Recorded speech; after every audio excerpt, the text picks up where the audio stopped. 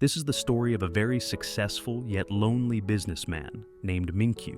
From the outside, Minku had everything anyone could ever dream of: wealth, fame, intelligence, and a vast empire that spanned across countries. But underneath all this grandeur was a secret that had haunted him since childhood. Minku suffered from a rare and dangerous disease. He was allergic to humans, not just a mild allergy.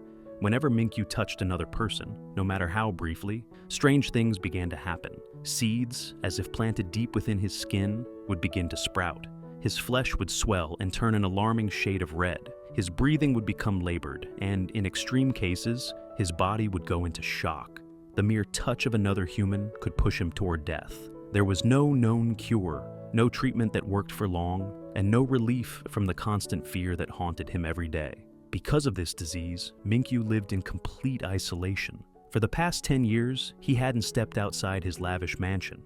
Every necessity was delivered to him and handled with extreme care. Medical professionals, trained to maintain strict no-contact procedures, visited only when absolutely necessary.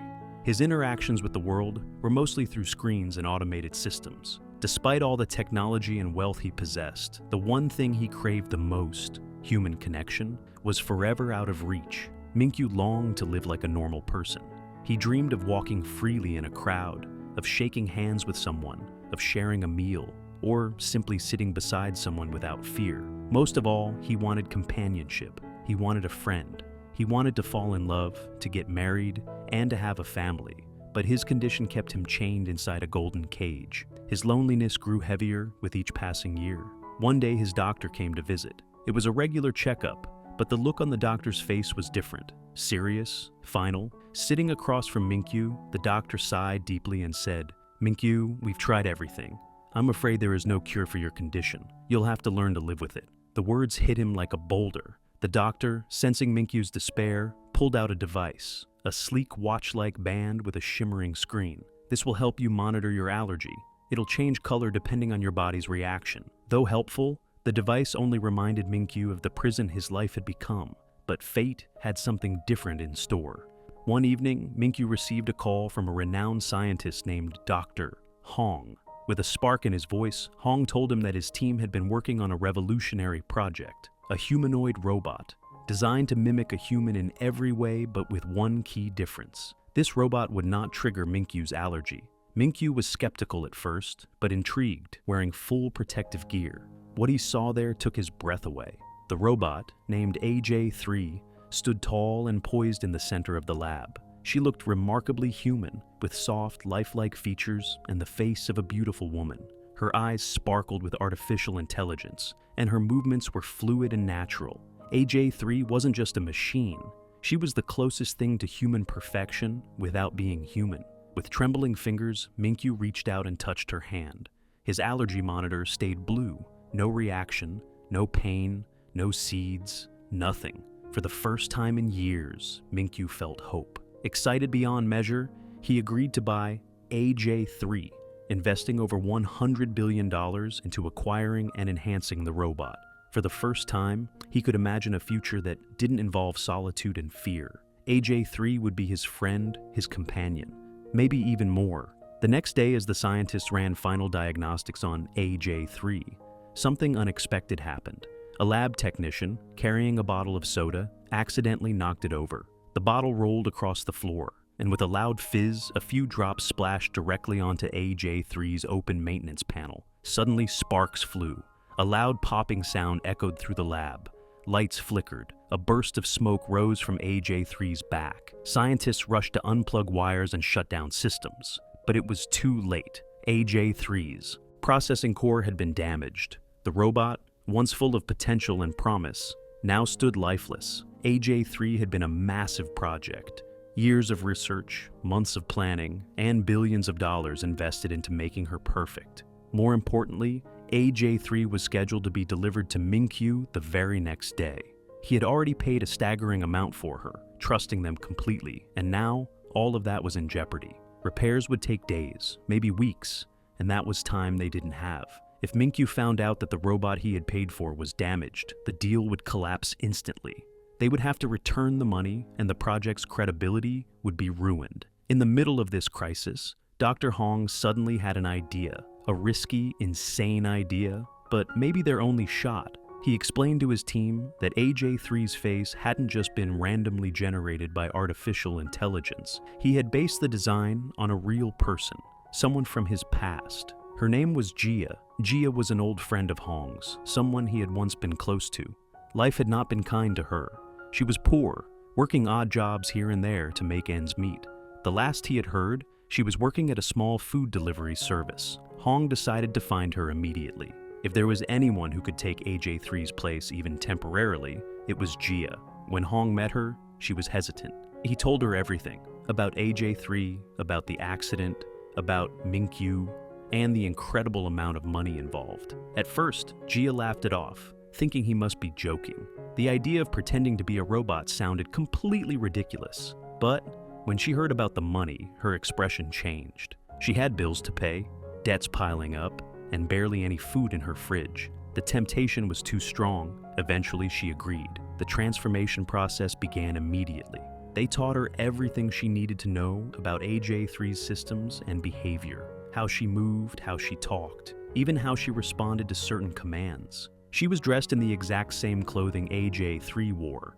A custom wig was placed on her head to match the robot's hair. Special contact lenses were inserted into her eyes that worked like hidden cameras, allowing the lab to observe everything she saw. Every detail was adjusted until she was indistinguishable from the real robot. Once Jia's transformation was complete, she was sent to Minku's house in a large, secure delivery container. As the doors of the high-tech crate slowly opened, Jia stepped out, trying to maintain her robotic posture. But as soon as she saw Minku, her body tensed, and a flash of real emotion crossed her face. Something unexpected had happened. A few weeks ago, she had delivered food to his mansion. She remembered it clearly. Minku hadn't liked the food that day and refused to pay. When she tried to stop him and argue, he had run away, dodging her touch, leaving her standing there, humiliated and angry. Now here he was, standing in front of her, completely unaware of who she was. Minku noticed the fear and strange expression on the robot's face. Confused, he called Dr. Hong immediately and asked why the robot was showing such unexpected emotion. Calmly, Hong improvised a story. He explained that AJ3 had two modes, operational mode and friend mode. In operational mode, she might act defensive or even aggressive, but in friend mode, she would behave like a calm, intelligent, and emotionally aware companion.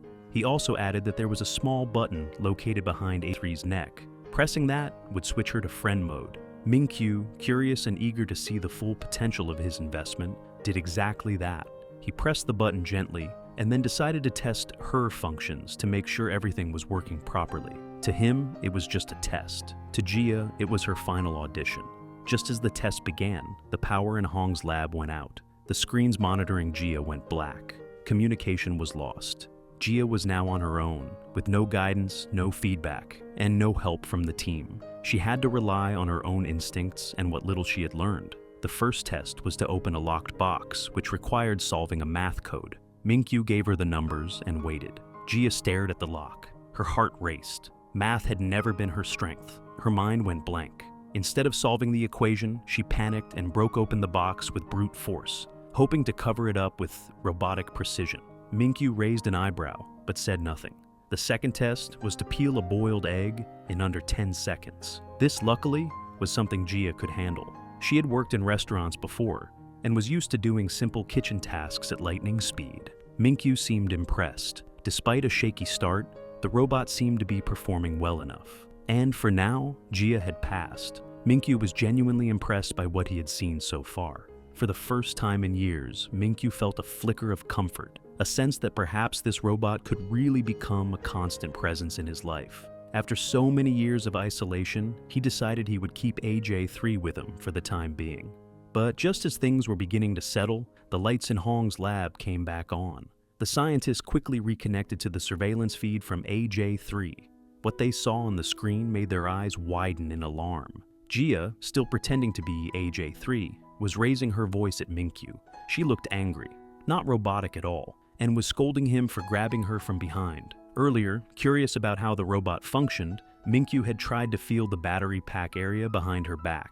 It was an innocent gesture, driven by curiosity. But Gia, caught off guard and already on edge, snapped at him instinctively. The moment felt completely human. Too human. Alarmed, Minku immediately called Hong. "This robot's battery is broken," he exclaimed. "She just yelled at me. You're cheating me." Hong, scrambling to fix the situation, replied calmly, "It's nothing like that, Mr. Minku. The robot can react like that in protective mode. But don't worry, if you ever feel something's off, just bring her back to the lab. We'll fix everything. But please don't touch her internal components. A short circuit could happen." Trying to maintain his composure, Minku nodded and ended the call. Later that day, while moving toward the kitchen for a glass of water, he suddenly found himself gasping. His chest tightened, his breath caught. Something was wrong. Very wrong. As he stumbled, clutching the counter, Gia heard the noise and rushed to him. Without hesitation, she reached out and patted his back, hard and fast, using a quick rhythmic motion. A moment passed, then another, and suddenly, Minku could breathe again. He leaned against the counter, trying to catch his breath, then turned to look at her, confused but grateful. "How did you do that, without me giving you an order?" he asked, puzzled. Gia, thinking on her feet, replied in her flat robotic tone, "I have many automatic emergency functions. I can act on my own if your life is in danger." He, nodded, slowly accepting the explanation, and then, without even thinking, he reached out and touched her arm. It was a brief touch, gentle, almost unconscious. Nothing happened. No seeds, no redness, no pain. Minku looked down at his allergy sensor. It was still blue. Stunned, he looked back at her. "It's nothing," Gia said softly, offering a slight smile.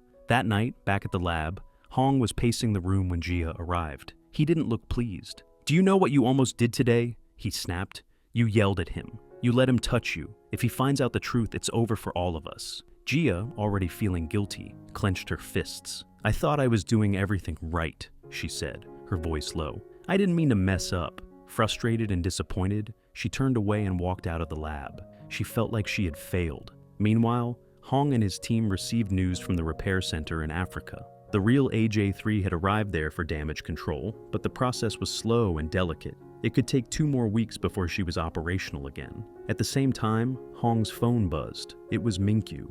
"I really liked the AJ-3 robot," he said with genuine affection. "I'd like to keep her for a month. She feels different." Hong stared at the screen, stunned. He didn't know what to say. The real robot was broken, miles away. The one Minku liked was not a robot at all. Thinking fast, Hong agreed, and then immediately called Gia. "We need you to continue pretending, just for a few more days," he told her. "Minku wants to keep you. We'll bring you to the lab every night, give you rest, food, and any adjustments you need. But during the day, you have to be AJ-3. Gia hesitated, then nodded. She needed the money, and a part of her didn't want to walk away just yet. Something about Minku's loneliness reminded her of her own. A few days later, while she was cleaning the house, she entered the bathroom. Wanting to impress Minku, she sprayed his shelves with one of his most expensive colognes, not realizing how valuable it was. At that exact moment, Minku walked in and saw her standing there, wiping the mirror. He narrowed his eyes. "Robots aren't supposed to go near water," he said slowly, suspicious. "So, how are you doing all this?" "Jay answers like a robot, that I am an advanced robot who can do everything." Minku turned away from Gia, still frowning after his remark about robots and water. But just as he was about to leave the bathroom, something unusual caught his eye. Sweat. A glimmering bead of it slid slowly down Gia's temple. He paused, confused. A robot shouldn't sweat. He squinted, trying to make sense of it. But before he could say anything, his foot landed on a bar of soap that had slipped from the counter. Time slowed for a moment. His foot skidded out from under him. His arms flailed, and with a painful thud, he crashed to the ground. A sharp pain shot through his back. He winced, groaning. Gia rushed toward him out of instinct, but stopped halfway, remembering she was supposed to be a robot. "Are you okay?" she asked, then quickly corrected herself, stiffening. "Do you require assistance?" Minku glared at her. "No," he muttered, pulling himself up. The pain was sharp, but the embarrassment stung even more. A few days later, Gia was cleaning Minku's spacious living room, a place that had remained untouched for years. Dust sat like a film on certain corners, but there was one spot in the center that Minku always kept immaculate, a table that held his card tower. Not just any tower, it was a massive, delicate structure built from thousands of cards. It had taken him 10 years to build. It was his pride, a symbol of patience, pain, and personal achievement. While dusting near the base of the structure, Gia sneezed. The gust of air, subtle though it was, blew into the fragile tower. Cards trembled, tilted, and then, with a soft flurry, the entire structure collapsed. Gia panicked. Her mind raced, searching for an escape. "Battery, 5%, she said robotically, blinking hard, and then froze, pretending to shut down completely. He grabbed his phone and called Doctor Hong, his voice trembling with frustration. "There's something seriously wrong with your robot," he snapped. "She ruins everything. I'm suffering because of her mistakes." Hong, keeping his voice calm, replied, "Give me a little more time. I promise I'll fix her. Just don't do anything rash." Later that week, an important event was scheduled at Minku's home. A special guest was coming, a girl he liked very much. She was elegant, graceful, and completely unaware of his condition. Minku was nervous, but also excited. It had been so long since he had feelings for someone, and he wanted everything to go perfectly. So, he warned Gia, "Stay in your room today. Don't come out, no matter what." Gia obeyed and stayed hidden.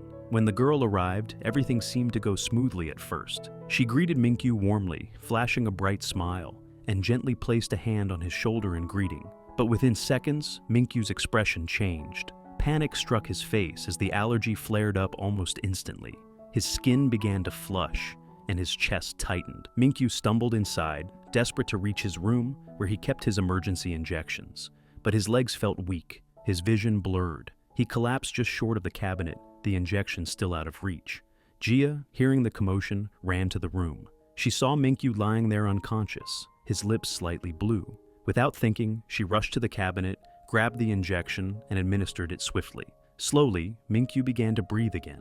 His chest rose and fell steadily. She sat beside him in silence, brushing his hair from his forehead. And then the story turned back in time, revealing a chapter from Minku's past, a time when life was simple, and he was still a happy child. Back then, Minku loved building card houses. He would spend hours stacking, shaping, and adjusting them until they were perfect. One day, it was Minku's birthday. The house was full of life, laughter, music, and colorful balloons floating in every corner. All the people who mattered were there. He wore a small crown and carried a smile as big as the sky. It was the last time he remembered feeling that free. After the party, while returning home in the car, Minku's father was driving. His mother sat beside him, still smiling and humming one of the songs from the party. Minku sat in the back seat with a balloon in his hand. It slipped from his fingers and floated forward, blocking his father's view. In those few seconds of distraction, a truck came barreling from the other side. The accident was brutal, loud, blinding. His mother and father didn't survive. The car was crushed. Minku was pulled from the wreckage by strangers. At the funeral, he stood quietly, too numb to cry while people wept around him. He didn't understand why the world had changed overnight, but it had. And since that day, his body, or perhaps his mind, had rejected people.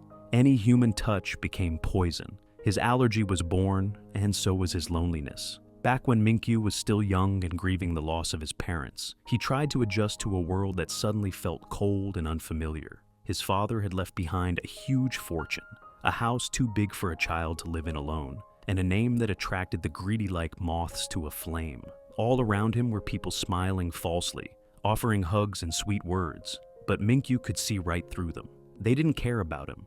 They only cared about the property, the money, and the status his father had once carried. Minku, still just a child, began to understand the ugliness of the world far too soon. One day, a letter arrived. The envelope was thick, and the paper inside was crisp and official.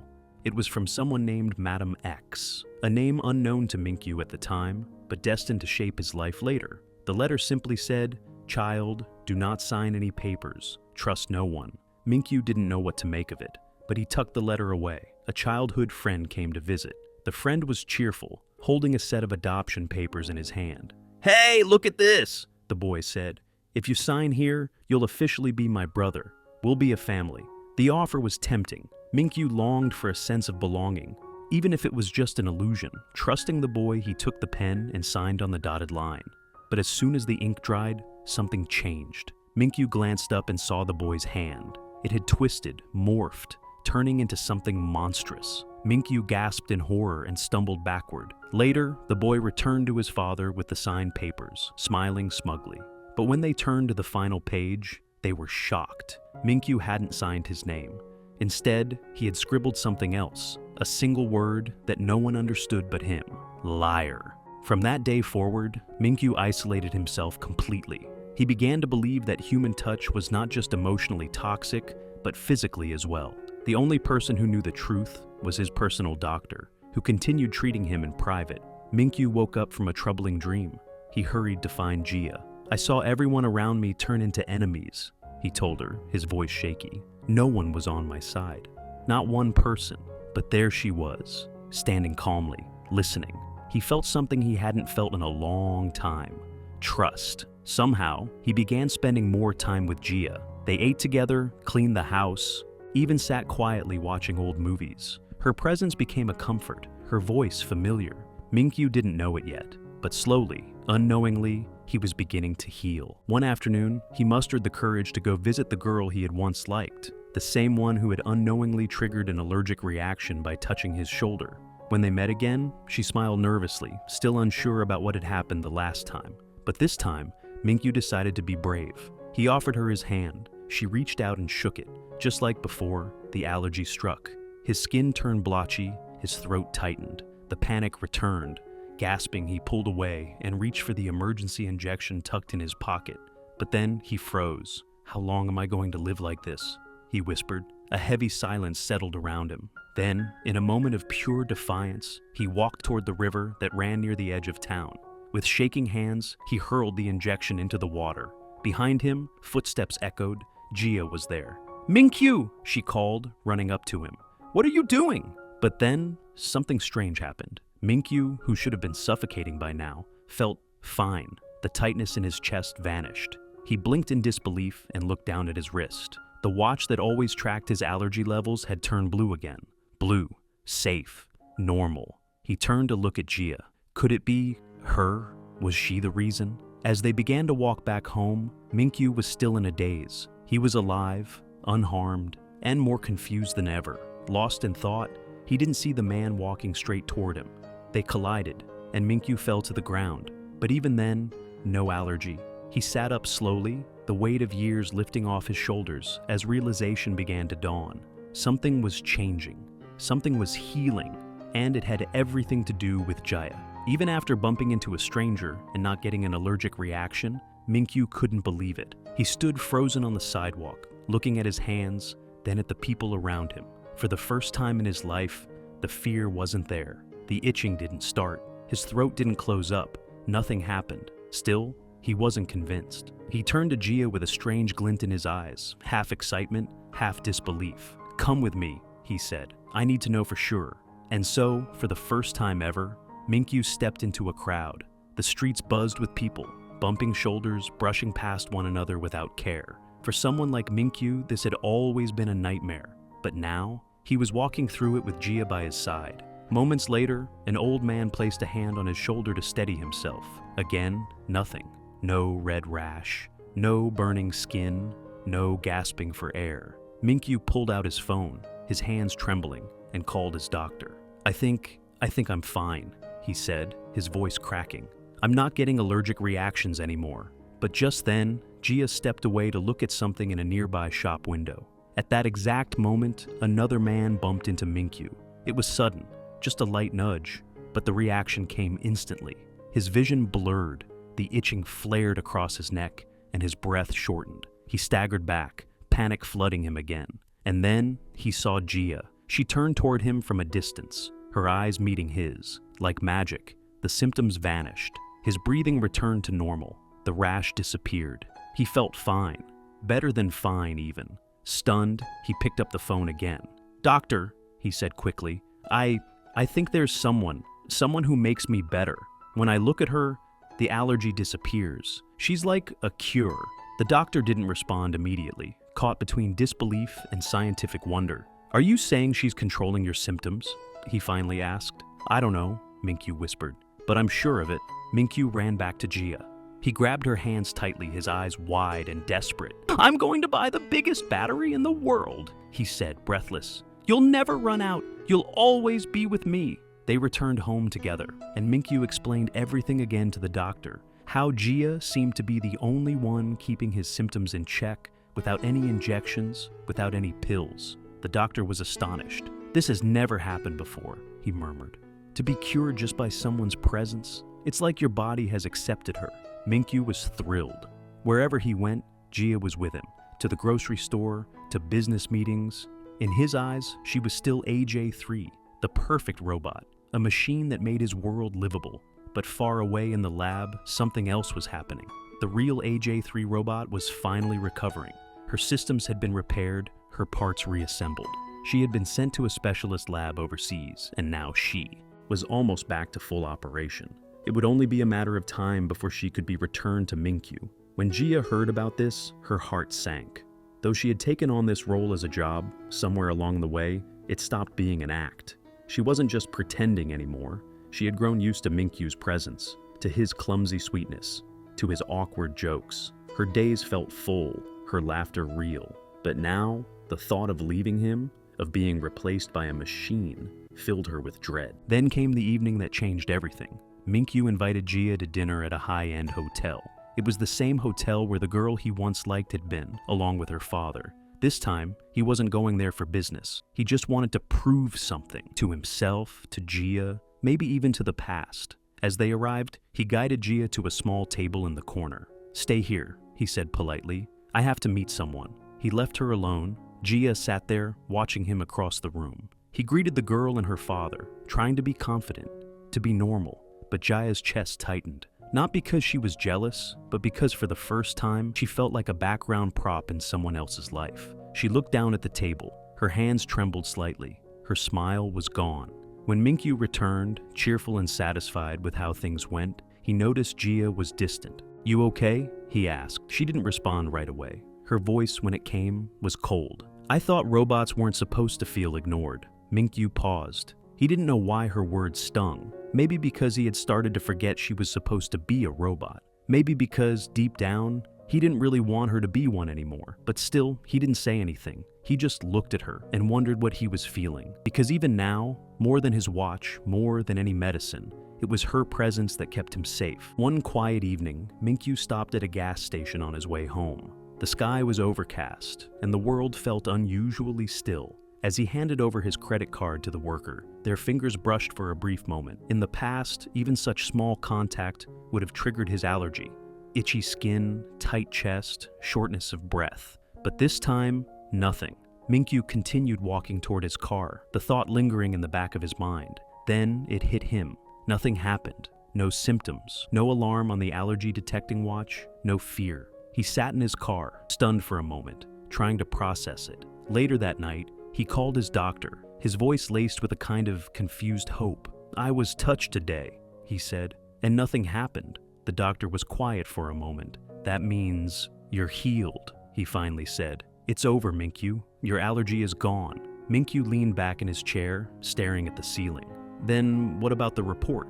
the doctor asked gently. "The one you've kept in your house." Gia, that name struck Minku like a thunderclap. Because in that moment, it wasn't just about being cured anymore. It wasn't about disease, science, or robots. It was about her. He had fallen in love. All this time, he had believed Gia was a robot. Unable to hold it in, he went straight to Hong's lab. "I need to talk to you," he said, breathless. "I've fallen in love with Gia." Hong looked at him long and hard. "You mean the robot? The one we designed from scratch?" "No," Minku replied, shaking his head. "The one who's lived in my home. The one who looked at me like I wasn't broken. The one who made me believe I could live again." Minku's heart dropped. "Then what should I do?" he whispered. "Because I can't forget her. Her voice, her smile, it's in everything I see." Hong looked at him with a mix of sympathy and resolve. "There's only one way, Minku. I'll delete her memory folder from the system. We'll do a reset. That way, she'll forget everything. And you can move on." Minku didn't respond right away. His silence said everything.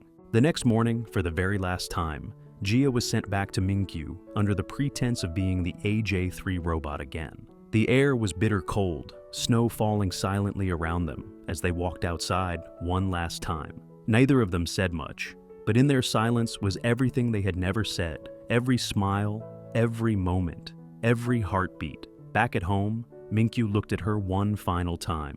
"Thank you," he whispered, "for fixing me." His voice cracked, barely holding back his tears. He reached for the locket she always wore and carefully placed it around her neck. Then, unable to take it any longer, he wrapped his arms around her and pressed the reset button. As the system beeped softly, signaling the deletion of the memory folder, Gia, still pretending to be AJ3, closed her eyes. Inside the lab, the system registered Minku folder deleted. That night, far away from Minku, Gia cried uncontrollably. Though her role had been an act, her emotions were real. She hadn't meant to fall for him, but she had. And now, with everything erased from his side, it was as if she had never existed. She cried until she was sick. The next morning, she packed her bags and prepared to leave for her grandmother's home in the countryside. A quiet, simple place, far from technology, far from cities, far from heartbreak. She boarded the train and sat by the window. And then, Minku appeared. He stepped into the same train, holding a cup of coffee, looking around idly, until his eyes landed on her. For a long moment, they simply stared at each other. Passengers glanced curiously at them, whispering, "Isn't that the AJ3 robot?" Gia lowered her eyes. She had been told not to speak to Minku. She had been told the illusion was over, that he would never remember her. Minku, sitting across from her, couldn't look away. Something in her face, something in her presence. It tugged at him like a forgotten melody. Unable to contain the strange mix of familiarity and longing, he pulled out his phone and called Hong. "I just saw someone," he said, staring directly at Gia. Her face, "It's exactly like your robot." There was a pause, and on the other end, Hong took a breath and said, "Yes, I gave that robot my special face." Then Minku says, "Can I talk to that person?" He says no. Saying this, he hung up the call. Minku gets suspicious here. That's why he followed Gia. He had come to the place where she used to work and was going to live with her grandmother. Her grandmother had a hotel. Everyone had left, but Minku was sitting and waiting for her. Gia gets tired and goes to her and says, "Yes, my face was given to AJ3. In return, I was given a lot of money." After telling all this, she tells him to go from there. But Minku now wanted to stay with her. Within a few days, he also became friends with Gia's grandmother, and he spends all those moments with Gia that he had spent with the AJ3 robot. One afternoon, he mustered the courage to go visit the girl he had once liked, the same one who had unknowingly triggered an allergic reaction by touching his ear. When they met again, she smiled nervously, still unsure about what had happened the last time. But this time, Minku decided to be brave. He offered her his hand. She reached out and shook it. Just like before, the allergy struck. His skin turned blotchy, his throat tightened. The panic returned. Gasping, he pulled away and reached for the emergency injection tucked in his pocket. But then he froze. How long am I going to live like this? A heavy silence settled around him. Then, in a moment of pure defense, he walked toward the river that ran near the edge of town. With shaking hands, he hurled action into the water. Behind him, footsteps echoed. Gia was there. "Minku!" she called, run to him. "What are you doing?" But then, something strange happened. Minku staggered back a step, his breath catching. "It was you," he muttered, half to himself. "You were never a robot." Gia looked up at him, her eyes swimming with pain and guilt, but she didn't speak. She couldn't. Suddenly, his body began to tremble. His breath shortened, and the color on his allergy detecting watch began to spike. The redness spread across the screen like wildfire. This had never happened before. Gia gasped and rushed toward him, but he stepped back. "Don't come closer!" he cried, collapsing to his knees, clutching his chest. His body convulsed, and for a moment, everything seemed to freeze. She screamed his name, and just then, a car pulled up behind them. Hong and the doctor jumped out, rushing to Minku's side. Without wasting time, the doctor pulled out a syringe and injected Minku with a high dose of antihistamines. Slowly, Minku's body began to relax, and his eyes fluttered shut as he fell unconscious. They took him home immediately. Gia followed quietly, tears streaming down her cheeks. She wanted to explain, to tell him everything, but the doctor held up a hand, stopping her. "Let him rest. If you care about him, stay away for now." Meanwhile, as Minku recovered in his bed, he was being watched over by a woman, his new assistant. Calm and composed, she waited until he opened his eyes. "You have to face them," she said firmly. "Hong and that girl, Gia, they lied to you. You were tricked." Minku didn't say anything at first, his thoughts swirling. The betrayal was fresh, cutting deep. Then the woman dropped the real bombshell. "I didn't want to say this before, but Gia is my sister." Minku's eyes widened. Rage and pain surged in him again. He stood up the next morning and went directly to Hong's lab. Gia stood in the corner, quietly stirring something in a small pot. She had been cooking for him. Again, she had been doing this every day, even after everything, even knowing he might never forgive her. Minku's voice shook with anger. You played with my life, with my trust. You made me believe I was healing because of a robot, but it was all a lie. Gia looked down, tears falling silently into the stew she had prepared for him. Still, she said, I'll bring your food every day, Minku. You can be angry, you can throw it away, but I'll keep coming. True to her word, every day she left food at his doorstep, and every day he threw it in the trash without even opening the lid. At night, lying in bed, he would stare at the ceiling and think of her. Her laugh, her clumsiness, the warmth of her touch, the way she held his hand when he was afraid. Despite everything, he missed her. One night, unable to bear the silence, he stepped out to sit by the fire with his house servant. The old woman looked at him quietly. Did you ever lie to me? He asked her. She took a moment before replying. Number. But everyone lies at some point in life, Minku. Sometimes to protect, sometimes to survive. That night, he couldn't sleep. The next morning, Gia packed the container with fresh soup and set out as usual. As she rode her bicycle through the narrow street, a small child darted out in front of her. Swerving to avoid the child, Gia's bike skidded on the wet road and crashed into the side railing. She winced in pain, but got up immediately. The soup had spilled.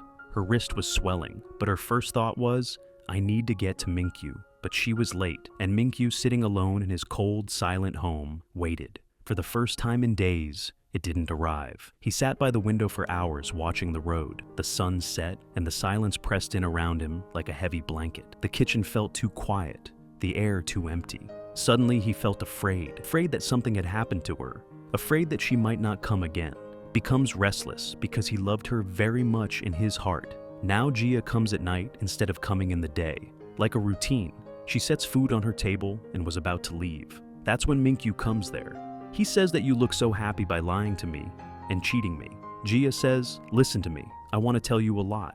But Minku was not in the mood and angrily breaks the glass whose glass had come to Gia's hand. His hand starts bleeding, but still she apologizes to Minku and leaves. In the morning, Gia's friend comes to Minku's house. She was trying to make her understand. She says, look, leave your stubbornness, or you will be trapped in your memories and will be left alone.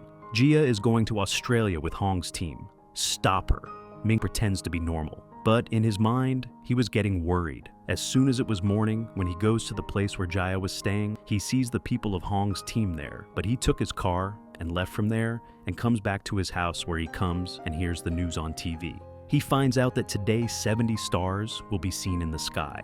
When he wants to change his umbrella, he finds Gia's umbrella. Seeing this, he again gets lost in his and Gia's loving memories. There, the AJ3 robot was also starting to work properly. Minku had also decided to meet Gia because he had known that he could not live without her. He goes to meet Gia on a rock where Gia tells him, I pretended to be a robot. You are not spending your time with a robot. That's when Minku remembers the moment he spent with AJ3, that is, Gia. He says, tell me the truth, Gia. How many more lies have you told me? I was such a crazy fool that I could not make a difference between a real person and a robot. Gia says, no, I did not tell you any other lie than this. I used to like spending time with you.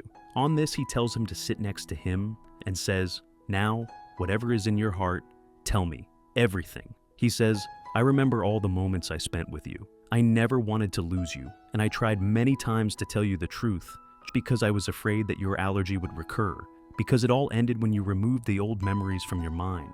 Hearing this, Minku passes Gia to him, but then he remembers that he has an allergy. He says to Gia, we were together so far. You were on your way, and now I am on my way. I will go far away from everyone, where people do not come close to me, and I will start living like before. Hearing this, Gia stops him and cries a lot. She says, please don't go. I have loved you a lot. You are the person I was waiting for in my life. Hearing this, Minku hugs Gia. Many stars are seen. The two go on a long drive in the morning. When Minku takes coffee from the cafe, Gia looks at him. In his watch, the sign of allergy has started again. But when Minku sees Gia sleeping in the car, his allergy becomes normal. Then he leaves him at home and asks him to meet soon. After that, he comes home and calls his doctor. The doctor says to Minku, there is no complete cure for your disease. This disease can come anytime and can go anytime. In the next scene, a rich man whose name is Martin to buy the AJ3 robot from Hong. He says that I will use this robot as a dangerous weapon. He takes it from Hong's team. This robot was actually told by Martin to make the Hong team. Now, when Minku comes and asks about AJ3, Hong tells him that Martin has taken it, who is a dangerous criminal. There, Martin was ready to take AJ3 in a big coffin. When he opens the coffin, there was no robot in it. On the other hand, we see AJ3 roaming around the city, who had no memories, and she didn't know anything about herself. Now Minku also came back to his house where a small, cute robot hides him. He sees Jia and Hong's team cooking together in his kitchen. Jia tells him to go, which makes Minku sad and starts making excuses. He says that the weather is very bad today, and he should stay here.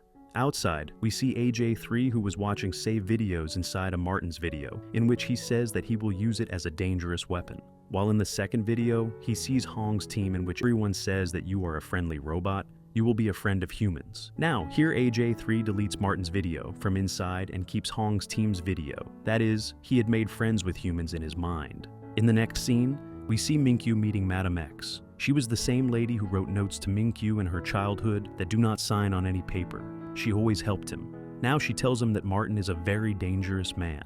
If we catch him, many people may benefit.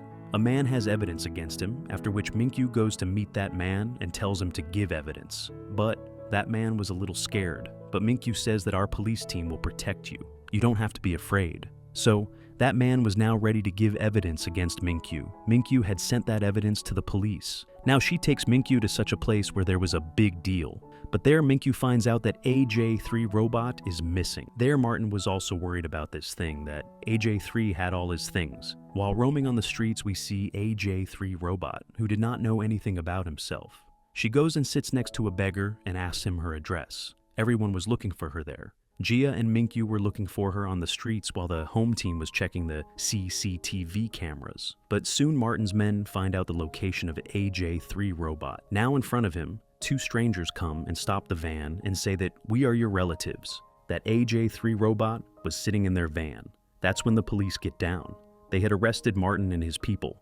The home team brings AJ3 back to their lab. At that time, they were very happy that they found the robot and saved it from going into the wrong hands. Jia and Minku were very happy to return home.